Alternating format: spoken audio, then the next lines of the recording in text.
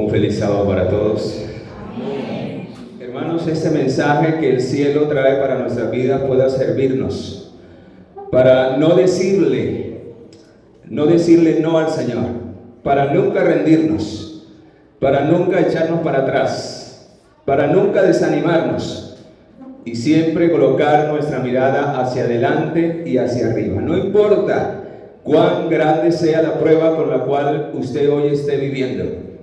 No importa los tropiezos y los momentos difíciles por los cuales usted pueda estar pasando en esta mañana. Dios quiere llevarlo a usted y a mí a ese reino que Él ya ha preparado para los que le aman. Amén. Muy bien, mis amados, vamos a ir al libro de Lucas, capítulo 17. Por fin llegaron esos días de los cuales habla el evangelista Lucas, inspirado por el Espíritu Santo. ¿Y por qué digo que por fin llegaron esos días? Porque, hermanos, alabado sea el Señor. Porque al llegar estos días de los cuales hablaba el evangelista Lucas, inspirado por el Espíritu Santo, nos indica que son los últimos días de la historia de este mundo. Amén.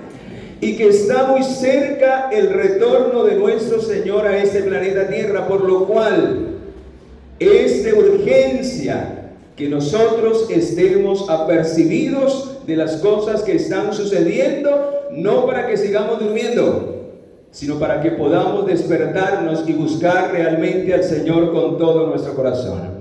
Si quizás hasta este momento hemos vivido una vida de ociosidad espiritualmente hablando, si hemos caído en alguna circunstancia, en algún hábito o quizás en algún pecado, hermanos, es hora de abandonar eso y colocarnos realmente en la fila del Señor para terminar su obra y preparar a este mundo y nuestras almas para la venida de nuestro Señor Jesucristo.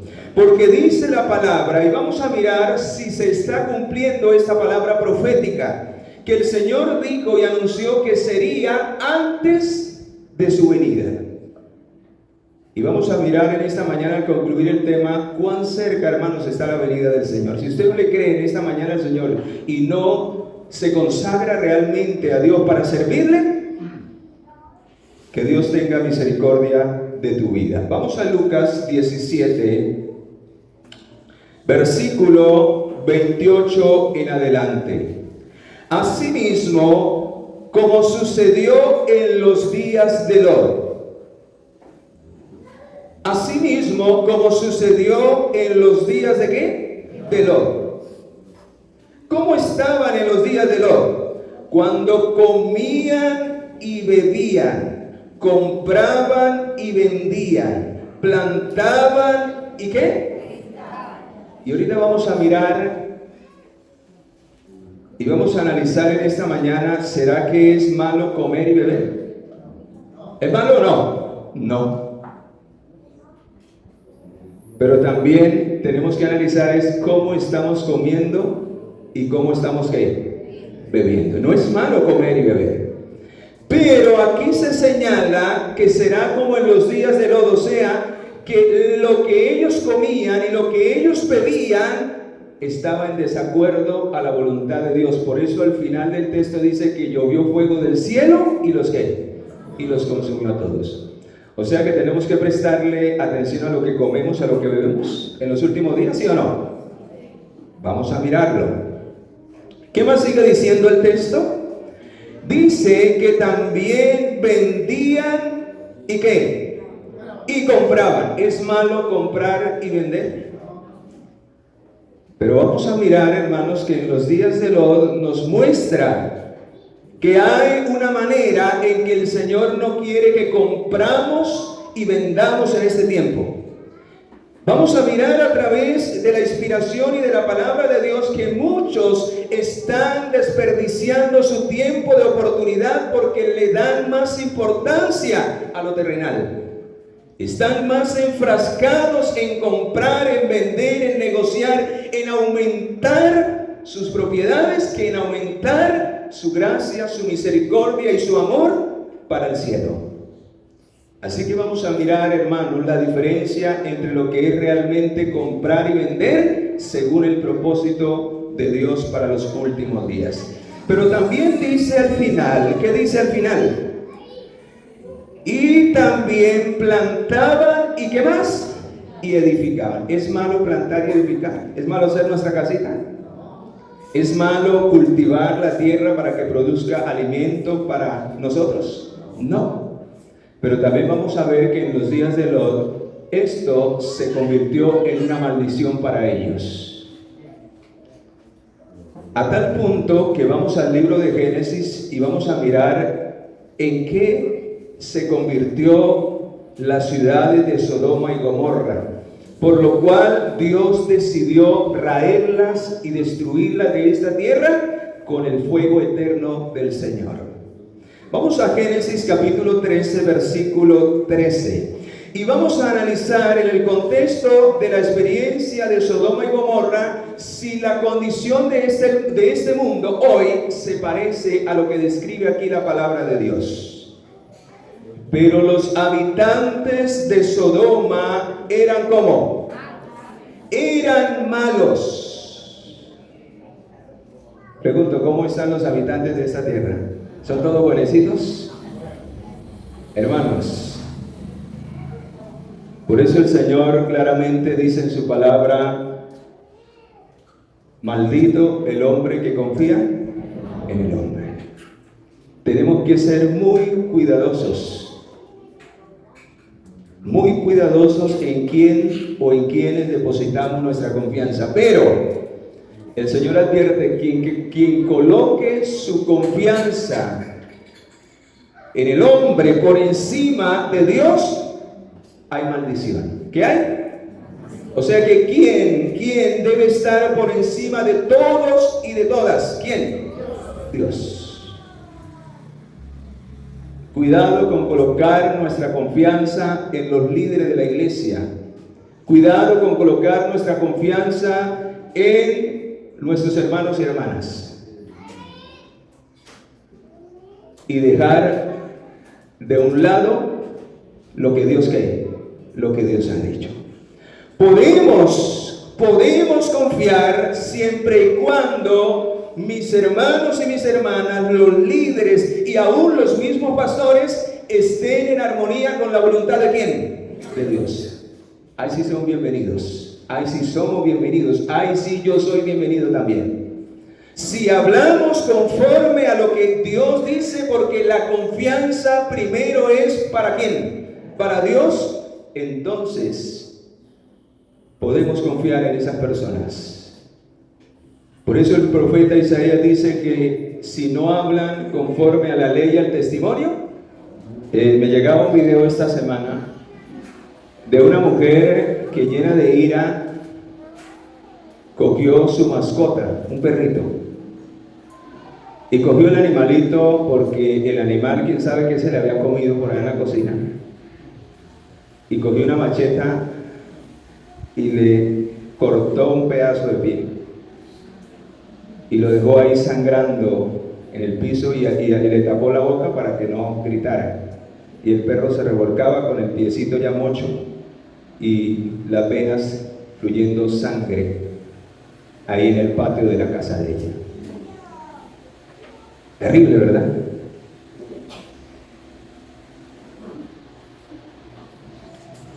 Y esta semana me enteré de otra noticia. Un hombre cansado de su esposa y en especial del llanto de sus hijas, el cual llegaba cansado y quería descansar, y sus niños estaban pequeños y lloraban en la noche. Y una de esas noches se le metió el demonio, porque eso es una mente tomada por Satanás. Un ser humano normal no hace eso. Solo una mente que está endemoniada. Y cogió a golpes a su niño, y el otro empezó a llorar y también lo cogió al otro. Los mató a ambos. Y la esposa, intentando quitarle de las manos, también la cogió y le metió 6 puñaladas. Los mató a todos. Hermanos, esto nos muestra, hay muchas cosas más, hay una lista. Aquí duraríamos todo el sermón hablando de cómo la maldad de los hombres ha llegado a un límite donde ya Dios no va a tener más misericordia. Pero la pregunta es, esos pecados que se ven a diario, ¿solamente se verán en el mundo? ¿Será que la iglesia de Dios, el remanente de Dios, en especial en este caso la iglesia del Sarón Colorado, no se ve? ¿Estamos viviendo en santidad nosotros y no hay pecado en la iglesia de Sarón Colorados? ¿Estamos bien delante de Dios cada día, examinando nuestras vidas y conformándonos de acuerdo a la voluntad de Dios? ¿O también están sucediendo este tipo de cosas dentro de nuestra iglesia? Y por eso Dios no quiere que la historia se repita. ¿Saben? En el pueblo de Israel esto también se vio, a tal punto que el Señor tuvo que comparar la maldad del pueblo de Israel con la maldad de Sodoma y de Gomorra. Y tuvo que decirle al pueblo de Israel: tu castigo será peor que el que recibió Sodoma y Gomorra. ¿Saben por qué? Porque al fin y al cabo ellos no tenían tanta luz como la tiene ¿quién? Como la tiene el pueblo de Dios, para no cometer los pecados que miles de ellos cometieron y que el pueblo de Dios también terriblemente cayó en ello. Vea lo que dice la palabra, para que no me crean a mí sino al Señor. Isaías capítulo 1. Vean cómo compara Dios la condición del pueblo de Judá, que era el pueblo de Israel en ese tiempo. Vea a la maldad que ellos habían llegado, a tal punto que comparó a su pueblo con Sodoma y Gomorra. Terrible, hermanos. ¿Quieren que les diga una mala noticia? La iglesia adventista del séptimo día,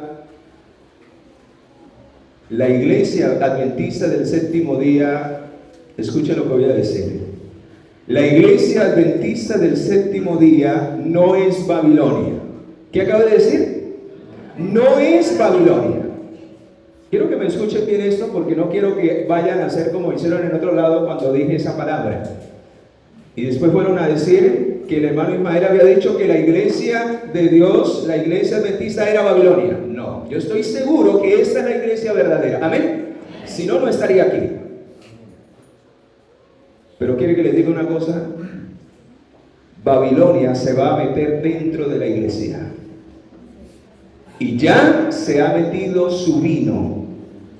Por eso, al final de la historia de este mundo, la iglesia de una manera especial, entrará en apostasía.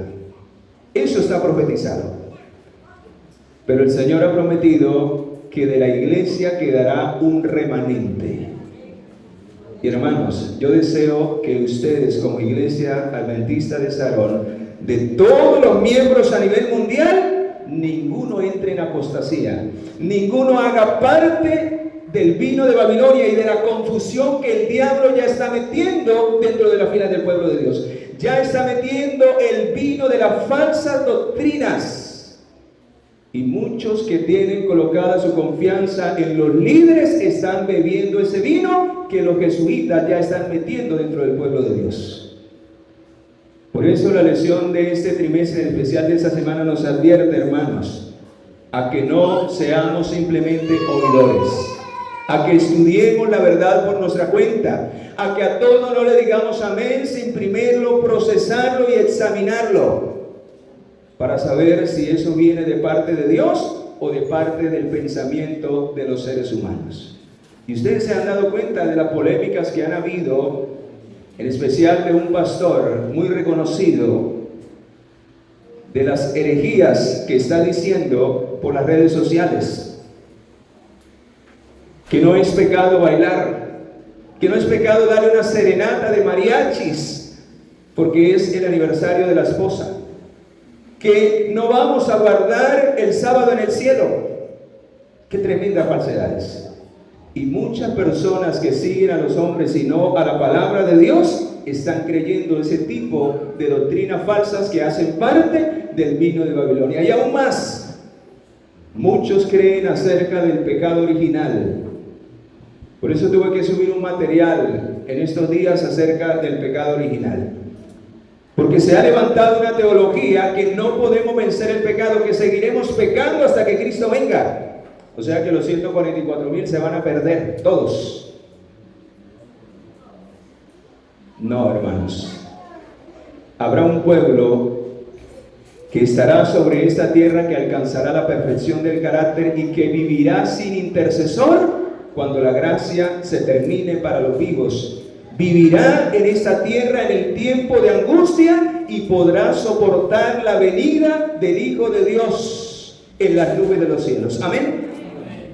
Porque habrán vencido el pecado y habrán desarrollado el carácter de Cristo. Pero esta teología del pecado original enseña que nosotros nacemos siendo pecadores. O sea que el pecado de nuestros padres se nos suma a nuestra cuenta. Tremendo, hermanos. Tremendo. Vamos a mirar en el contexto del pueblo de Israel qué pasó en el pasado, para que en el contexto del Israel moderno no se vuelva a repetir la historia. Vean cómo comparó el Señor a su pueblo. Escucha, versículo 10. Príncipes de Sodoma, hablándole al pueblo judío. Porque ya Sodoma, para ese momento, ¿qué había pasado? ¿Qué había pasado con Sodoma y Gomorra? Ya habían sido raídas de la tierra, pero había quedado el testimonio de la maldad de ellos. ¿Saben, mis amados? Sodoma y Gomorra ya desaparecieron, pero el testimonio de esas ciudades malvadas repercute para dar a entender que Dios no pasa por alto el pecado. Hermanos, Dios es grande en misericordia. Hermanos, yo creo que Dios se pasa de ser misericordioso con nosotros. A nuestra manera de ver las cosas, alguien me decía unos días atrás, yo a veces oro para que Dios haga justicia y yo quiero que el Señor la ejecute ya, que desaparezca esos malvados, decía la hermana. Y yo le decía, menos mal usted no es Dios. Menos mal usted no es Dios. Porque si no, ya todos hubiéramos ¿qué? Cometemos errores. Y a pesar de que fallamos en muchas ocasiones en nuestro diario vivir, hermanos, pregunto, ¿Dios es grande en misericordia con nosotros? ¿Sí o no? ¿Es extraordinario? Sí. Pero también, así como Él es extraordinario en misericordia y nos ha aguantado por tanto tiempo, porque ¿cuántos años llevamos en la iglesia?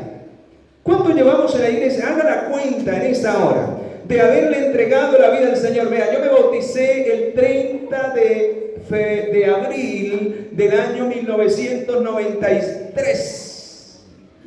30 de abril del año 1993. O sea, ya cumplí ¿cuántos años? 30 años de estar en el Evangelio, de haberle entregado mi vida al Señor. Y hermanos, ¿cuánto tiempo el Señor ha soportado a este servidor los errores y las fallas que he cometido? Y aquí estoy por la gracia y la misericordia del Señor. Pero tengo que entender que no puedo seguir jugando con el pecado. Que tengo que hacer un verdadero cambio en mi vida con el poder de Dios, porque usted solo nunca podrá cambiar.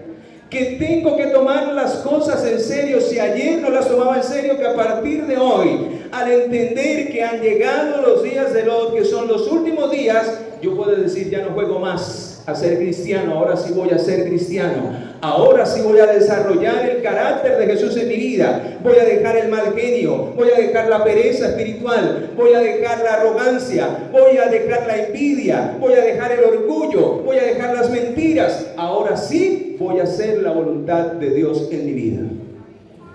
Pregunto, ¿es posible que podamos alcanzar la perfección de carácter? Sí. Si no, entonces tendríamos que quitar Filipenses 4:13. Todo lo puedo ¿en quién? En Cristo que me fortalece. Entonces tendríamos que quitar lo que dice en el libro de Judas, que Él es poderoso para guardarnos ¿en qué? Sin caída. Entonces tendríamos que quitar el versículo de 1 Corintios capítulo 10 versículo 13, donde dice que Él no nos dejará ser tentado más de lo que no podemos soportar, sino que con la tentación dará juntamente ¿qué? O sea, que no hay ninguna tentación que a usted lo pueda vencer, a menos que usted y yo tomemos la decisión de desobedecer a Dios. príncipes de Judá, oí palabra de Jehová. ¿Qué era lo que le faltaba al pueblo de Israel, al pueblo de Judá? ¿Qué era lo que le faltaba a ellos? La palabra de Jehová. ¿Qué es lo que nos falta muchas veces nosotros entender y poner en práctica en nuestras vidas? La palabra de Dios, la voluntad de Dios. Hermanos, si hay una iglesia que tiene conocimiento, que sabe de la palabra de Dios, es la iglesia adventista y en especial esta iglesia de Sarón. Pero la pregunta es, ¿qué ha hecho la palabra de Dios en mi mente y en mi corazón? ¿Me ha transformado? ¿Me ha cambiado realmente? Cada palabra que recibo todos los sábados y en mi estudio personal, en el culto matutino y en el culto vespertino, si acaso lo estamos haciendo, esa palabra está impactando mi vida y está haciendo que mi vida sea una vida completamente diferente de acuerdo a lo que Dios pide de mí. Hermanos, de lo contrario, de nada servirá ese conocimiento en su vida. De nada servirá, solo será una teoría muerta. Solo será una fe muerta, porque la fe que no me lleva a orar es una fe ¿qué? Muerta. Pero la única manera de desarrollar esa fe, dice en Romanos 10:17, que la fe es por el oír, y el oír por la palabra de ¿quién? La palabra de Dios. Pero esa fe se activa cuando usted y yo colocamos la palabra de Dios en nuestro diario vivir. Escuchad palabra de Jehová, escuchad la ley de nuestro Dios. ¿Qué era lo que le faltaba al pueblo? Escuchar la palabra de Dios y obedecer la ley de ¿quién? Obedecer la ley de Dios. Cada quien hacía lo que bien le parecía. Oh pueblo de Gomorra, nombra las dos ciudades y las compara con su pueblo. ¿Para qué sirve, dice Jehová, multitud de sacrificios? ¿Para qué sirve que vengamos todos los sábados si seguimos en la misma condición? Si oímos palabra de Jehová y nos entra por un oído y nos sale por el ¿qué? Por el otro. ¿De qué sirve? ¿Qué más sigue diciendo? ¿Para qué sirve, dice Jehová, la multitud de vuestros sacrificios, el traer ofrenda, el ser fieles en los diezmos? ¿Para qué sirve si no somos obedientes a la palabra de Dios y no somos fieles a su ley? Hastiado estoy de holocaustos y de carneros y de grasa de animales gordos. No quiero sangre de bueyes, ni de ovejas, ni de machos cabríos. ¿Quién pide esto de vuestras manos cuando venís a presentaros delante de mí? ¿Para qué? ¿Qué dice ahí? ¿Para pisotear mis atrios? La pregunta es, ¿cómo venimos a presentarnos delante del Señor? ¿Venimos cargados de envidia? ¿Venimos con nuestro dedo para apuntar y señalar y juzgar al otro? ¿Cómo viene vestido? ¿Cómo se presentó? No. Quien debe hacer un examen para presentarse delante de Dios y quien debe señalarse a sí mismo es usted y soy yo. ¿Cómo nos presentamos delante del Señor? ¿Con orgullo, con jactancia, con envidia, quizás con rencor en el corazón, odiándonos unos a otros? Y yo me siento aquí porque allá se sentó la hermana que, mejor dicho, no quiero ni que se me acerque. Pues saben, hermanos, Dios está hastiado de esos pecados que son más terribles que los que de una u otra manera cometía abiertamente el pueblo de Sodoma y Gomorra, porque aún usted y yo, sabiendo que no debemos practicarlo y no debemos vivirlo, mas sin embargo venimos con hipocresía y con falsedad a presentarnos delante del Señor, no queriendo que el Señor nos cambie y nos transforme.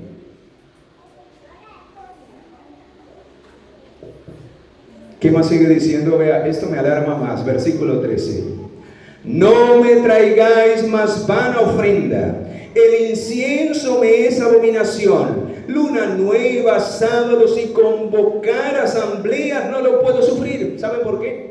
No porque el Señor le agradara que ellos se reunieran los sábados, que convocaran reuniones, sino lo que no le agradaba al Señor era la actitud con la que ellos venían a adorar a Dios. Cada quien quería adorar a Dios como a ellos les placía. Cada quien quería venir a presentarse como a ellos les agradaba y no como a Dios le agrada. Hermanos, ¿será que habrá una diferencia entre ese pueblo y nosotros? ¿Será que cuando venimos a presentarnos, nos presentamos con la ofrenda que a Dios le agrada? ¿Le ofrecemos la adoración que a Dios le agrada? Y venimos con la disposición de adorar a Dios como a Él le agrada.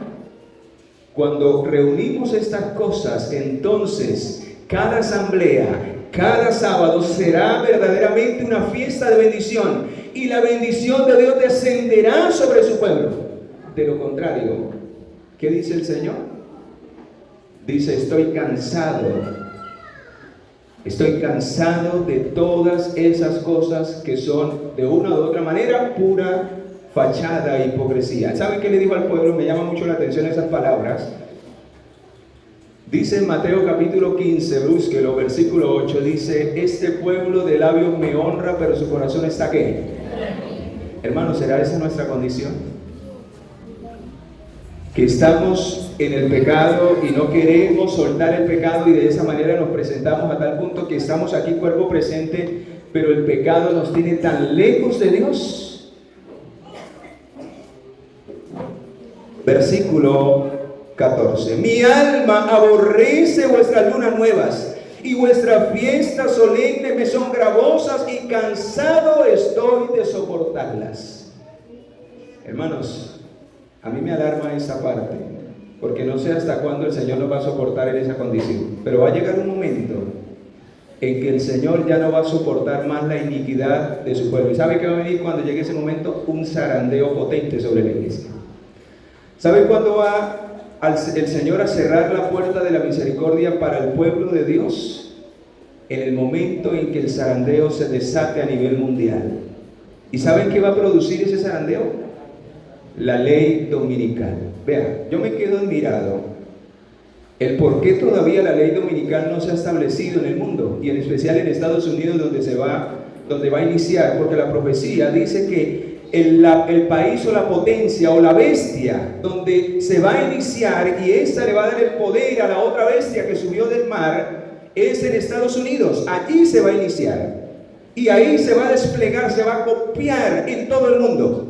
Y yo me quedo admirado de ahorita los jueces que dirigen la Corte Suprema de Justicia. Son 9 los que toman la decisión final después de pasar por filtros.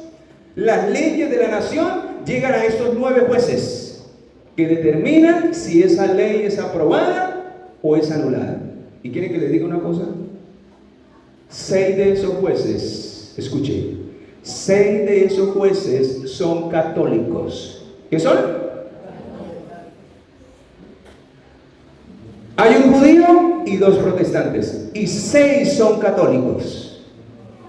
Pregunto, si la ley de Dios fuese echada por tierra a través de la ley dominical, ¿sería aprobada esta ley fácilmente en Estados Unidos? La mayoría ya votaría ¿por qué? Porque se aprobara. Y a mí me llama la atención el por qué todavía Dios no ha permitido. ¿Será que Dios es misericordioso con su pueblo? Porque saben, mis amados, ¿qué va a pasar cuando la ley dominical se desate? Quiero compartir lo que dice la inspiración en base a esto. Escuchen. Esto se encuentra en el libro de Joyas de los Testimonios. Escuchen.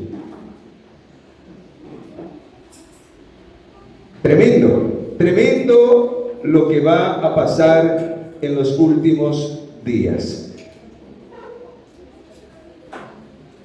Dice así el Señor: ha llegado el tiempo en que aquellos que están absortos por obtener propiedades, en vez de aumentarlas, deberían estarlas disminuyendo. Porque pronto el asunto del comprar y el vender. ¿Cuál era el problema de los sodomitas? ¿Había algún problema en comprar y vender en el tiempo de Sodoma? ¿Sí o no? Sí. Ellos habían descuidado su relación con Dios y habían echado por tierra los mensajes de Dios porque estaban tan absorbidos en aumentar, en negociar, en codiciar, en tener más para esta prosperidad terrenal, que por buscar la salvación y entregar sus vidas y obedecer al Dios del cielo. Y saben, mis amados, miles van a apostatar de la fe porque están tan metidos y tan absortos en hacer y en aumentar sus propiedades, que habrán descuidado su salvación y su relación personal con Dios. Y cuando toque tomar la decisión de abandonar lo que tengamos que abandonar por ser fieles a Dios, preferirán la apostasía antes que obedecer a Dios. Preferirán obedecer a los hombres. ¡Qué tremendo! ¿Cuáles fueron los pecados que hundieron a Sodoma y a Gomorra en especial? Ezequiel 16:49. Vamos a analizar por qué el problema de comprar y vender, de comer y beber, de edificar, se convirtió en un problema grave para Dios, aunque eso en sí no es malo.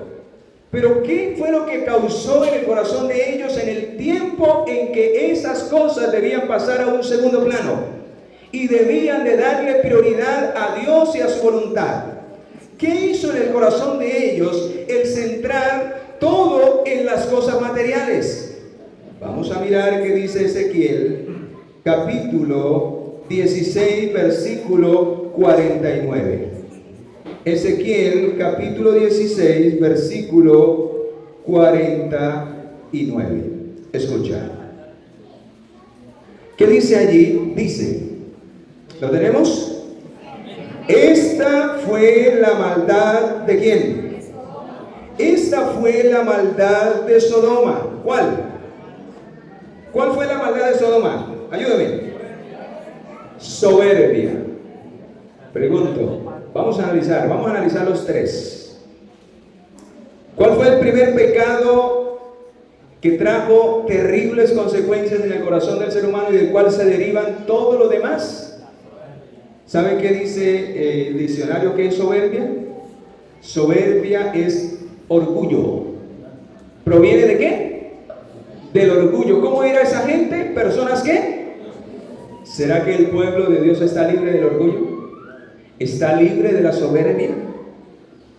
Hermanos, si no estamos libres del orgullo, de la soberbia, estamos en la condición de Sodoma y Gomorra. Porque por esos pecados Sodoma recibió el juicio de Dios. ¿Saben? La soberbia y el orgullo. ¿Saben qué nos lleva la soberbia y el orgullo? A rechazar la voz de Dios. A decir, no es como a Dios le parece, es como a mí me agrada. ¿Saben qué hace el orgullo y la soberbia? Cuando el Señor ve que estamos por camino de muerte, el Señor envía mensajes, envía mensajeros. ¿Y qué hace el orgulloso y el soberbio? El que se las cree todas. Entonces se pone bravo porque le dicen y lo corrigen. Entonces se exalta. Entonces, en vez de agachar la cabeza y reconocer su error, se encrespa más para resistir el bien y permanecer en el pecado. Esa era la condición de Sodoma y Gomorra. Pregunto, ¿Dios le había mandado mensajes a Sodoma y Gomorra para que se arrepintieran? ¿Sí o no? El Señor dijo, si aún hubiera 50, no lo había. Aún hubiera 20, aún hubiera 10, aún hubiera 5, pero no los había.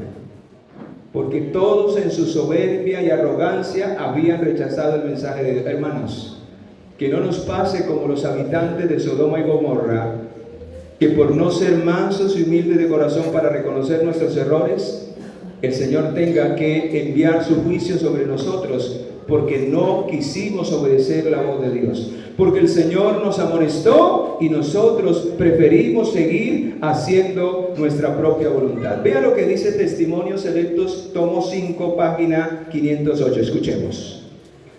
La estima y la suficiencia propia está matando la vida espiritual. ¿Qué está matando la vida espiritual? La estima y la suficiencia propia, cuando yo me creo que no necesito de nadie, menos de Dios. Cuando yo creo que así como estoy ¿qué? Bien. por eso no vengo a los cultos, ni los miércoles, ni leo la Biblia entre semana, ni abro el folleto, porque yo creo que así como estoy bien y el Señor me lleva, pero cargado de defectos, y no queremos rendirnos a la voluntad de Dios. ¿Qué más sigue diciendo? La estima y la suficiencia propia está matando la vida espiritual. Cuando esta suficiencia propia y orgullosa y jactanciosa y esta justicia propia complaciente, ¿a qué nos lleva? A vivir una vida complaciente. Esa era la vida de los antidiluvianos, de los sodomitas. Ellos vivían de acuerdo a sus gustos y a sus deseos. A ellos no les importaba lo que Dios pensara de ellos. Ellos le daban rienda suelta a sus apetitos, a sus pasiones. Vivía cada quien, como decimos hoy, cada quien como se le daba. Ustedes lo dijeron, no yo. Y esta justicia propia y complaciente penetra en el alma y no hay lugar para Jesús. ¿Qué pasa cuando una persona vive en ese estado? Hermano, usted podrá cantar mucho, podrá venir a la iglesia. Y ahora sí entiende por qué el Señor les dijo: estoy cansado de esas asambleas. Porque la presencia de Dios no moraba, se había retirado ya de esas congregaciones. Porque dice que cuando hay autosuficiencia, cuando hay orgullo, cuando esto nos lleva a vivir una vida complaciente y relajada, dice, Jesús no puede morar en el corazón. Terrible, hermanos. A mí me parece esto terrible. Y por eso le pido al Señor que cada día, en lo que tenga que corregirme, me humille y haga lo que tenga que hacer. Que me baje de la nube en que muchas veces nos montamos, al creernos los más sabios. Pero el más sabio delante de Dios es el que cada día se humilla para decir: Señor, enséñame, quiero hacer tu voluntad, quiero vivir para ti. El que cada día le busca al Señor con oración y con estudio es porque él desea aprender de su maestro. El que no le busca es porque cree que así puede vivir y es sabio en su propia opinión. Hermanos, le buscamos cada día, abrimos la palabra y en el silencio de la madrugada deberíamos hacer ese estudio, 4 de la mañana, 3 de la mañana. Gracias a Dios yo duré 11 años trabajando en una empresa que me enseñó a madrugar. Yo me paraba a las 2:30 de la mañana a estudiar. Gracias a Dios ya no estoy trabajando allá. Ahora sirvo al Señor tiempo completo. Ahora me dediqué a servir al Señor por fe, a la obra de Dios. Y ahora tengo la libertad, sin apuros, de levantarme en la madrugada a estudiar hasta que yo quiera. Pero qué lindo que saquemos tiempo de calidad para estudiar con nuestro Dios, para pasar tiempo. Eso que le indica al Señor, que usted no quiere vivir de acuerdo a su voluntad, que quiere vivir de acuerdo a la voluntad de ¿quién? De Él. Que su vida siente la necesidad de que Él la dirija, porque cometemos errores y fallamos si seguimos nuestra propia voluntad. Hace unos días, precisamente hace 8 días, estaba por allí cerca del Carmen de Chucurí. Alguien muy especial que ustedes conocen me hizo la invitación, la hermana Brigitte Lucero. Estaba visitándole allí en aquel lugar. Y hermanos, alguien decía, cuando usted se mete de lleno al ministerio va a ser una experiencia extraordinaria. Yo no lo creía hasta que yo no lo empecé a vivir. Ahora que tengo la disposición de ir a donde yo quiera porque el Señor es el que me manda, Él es mi patrón, puedo entender, hermanos, qué poderoso es nuestro Dios. Él permite que pasemos circunstancias y que vayamos a ciertos lugares para aprender lo que necesitamos aprender. Allí donde vive la hermana Brigitte, esas 5 horas en moto. ¿Cuántas? Me eché 5 horas hasta la entrada, hasta donde llega la moto, de ahí se acaba el camino. Más o menos 2 horas por carretera destapada, 3 horas de pavimento. Y luego ahí donde deja uno la moto, a la casa de una hermana, llega uno a un río. Ahí le toca pasar el río a pie, mojarse uno, le toca meterse allá y mojarse porque allá es difícil el acceso. Y de ahí a donde ella vive más o menos son 2 horas y media a pie. Por camino real, no camino normalito, que usted metía la bota y le llegaba casi hasta por acá el barro en ciertos lugares, que si usted no llevaba bota ya se le quedaba el zapato. Allá toca con bota. Hermanos, pero qué experiencia extraordinaria. ¿Y saben qué fue lo que más me impactó? No solamente el lugar, lo hermoso, lo natural. Lo que me impactó fue ver la experiencia que está viviendo la hermana Brilli hoy, en comparación a lo que ella vivía acá. Porque yo, si hay alguien que conocí, fue a ella, acá. La experiencia espiritual de ella aquí, a la que está viviendo hoy allá, hermanos, es extraordinario. No es nada fácil donde ellos están. Pero para Dios no es nada que, no hay nada que. Cuando queremos agradar al Señor. Y la vida que se vive allá no es una vida de complacencia. Es una vida de sacrificio que nos enseña a depender únicamente de Dios. Hermano, me encontré con una familia. Ellos ya están adelantados. Dice la Biblia que está por llegar, dice la inspiración, que está por llegar el tiempo en que habrá problema para comprar y vender en las ciudades. ¿Y qué tendrá que hacer el pueblo? ¿Qué tendrá que hacer el pueblo? ¿O qué tendrá que haber hecho ya el pueblo? Haber salido de las ciudades. Ellos ya nos adelantaron. Y antes van más adelantados, porque el Señor dice, salgamos de las ciudades a campos cerca donde podamos bajar a amonestar las ciudades. Y cuando ya esto se ponga más apretado, entonces echemos más para arriba, porque ya no podremos comprar y vender lo que cultivamos. Ya será solamente para nuestra propia ¿qué? Subsistencia. Pero saben, hay una familia allá que ellos ya están viviendo esa experiencia. Ellos dicen, nosotros no tenemos necesidad de bajar a la ciudad a comprar casi prácticamente nada. Lo que comemos y todo lo que nos sustentamos, lo sembramos aquí. Extraordinario, hermanos. ¿Por qué les comento esto? Porque, hermanos, esa era la condición de Sodoma y Gomorra. Una vida de soberbia que los había llevado a vivir una vida de complacencia. Dice que el segundo pecado de Sodoma y Gomorra, ¿cuál era? Dice que tenían abundancia de pan, hartura de pan. ¿Qué significa eso? Que ellos seguían sus apetitos de acuerdo a sus deseos pecaminosos. Que ellos le daban rienda suelta a todo lo que gratificaba sus sentidos y sus deseos, en especial en lo que comían y en lo que ¿qué? En lo que bebían. Y vea lo que dice la inspiración en base a este segundo pecado. Escucha.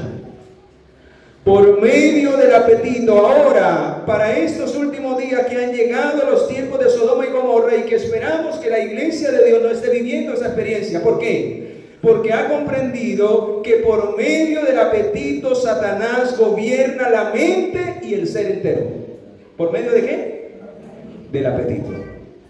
Alguien me decía, hermano, aquel día fui a la clínica y eso no le cabía ni una aguja. ¿Y saben qué dice la inspiración? Dice, miles de los que hoy están enfermos podrían estar con buena salud si apreciaran el mensaje que Dios ha querido daros para la bendición de vuestras almas. Y acá lo termina diciendo el párrafo, escucha. Millares que podrían haber vivido han ido a la tumba como náufragos físicos, mentales y morales, porque sacrificaron todas sus facultades en la complacencia del apetito. ¿Sabe qué fue lo que más estimuló las pasiones bajas? El homosexualismo, el lesbianismo. El que ellos se dieran a la complacencia del apetito. Porque esto estimulaba las pasiones bajas de estos hombres. Y por eso hasta quisieron acostarse con los ángeles. Y finalmente la copa de la ira de Dios se llenó y fuego descendió y los destruyó. Tremendo, hermanos. ¿Cuántos hoy practican ese tipo de cosas? Que lo llevan a cargar sus corazones de complacencias pecaminosas y bajas. Muchos alimentan a través de la pornografía, a través de las cosas que proyecta el mundo para cautivar la mente y embotar nuestros sentidos en el pecado. Escuchen, cuando vayamos a orar por un enfermo, escuchen. En tales ocasiones, cuando vayamos a orar por un enfermo, cuando Satanás domina la mente del enfermo, antes de dedicarse a la oración deben tener más detenimiento en el examen propio del pecador. para hacerle entender que es necesario arrepentirse y abandonar el pecado si quieren que la bendición de la oración venga con salud y vida para el pecador. ¿Y cuál fue el último pecado de Sodoma y Gomorra? ¿Hasta dónde llegaron ellos? Dice, ¿qué dice el final? Versículo 46, acompáñeme. Dice el versículo que no, ¿qué? Habían llegado a tal punto que sus corazones eran tan complacientes, tan llenos de ociosidad, que vivían una vida de lujuria. Su mente solo se ocupaba en lo que le agradaba al corazón. Y vea qué dice acerca de eso la inspiración. Escuchemos. Esta está en el libro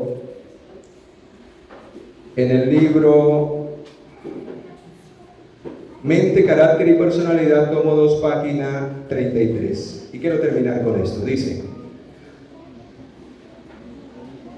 si nuestras vidas rebosan de santa fragancia, si honramos a Dios albergando buenos pensamientos hacia los demás, nuestra mente no estará en ociosidad. Si nos disponemos a servir a Dios con todo nuestro corazón, viviremos vidas sacrificadas para la gloria del Señor, y eso hará que cada día dependamos de Dios, porque la mente ociosa es taller ¿de quién? De Satanás. Hermanos, las ciudades de Sodoma y Gomorra quedaron como testimonio para nosotros que hemos alcanzado el fin de los siglos. ¿Y saben cuál es el deseo de Dios? Que usted y yo no recibamos el mismo castigo que recibieron ellas. Y por eso hoy con amor el Señor nos manda esta instrucción: a que seamos diligentes en conocer cuál es la voluntad de Dios y vivir de acuerdo a su voluntad.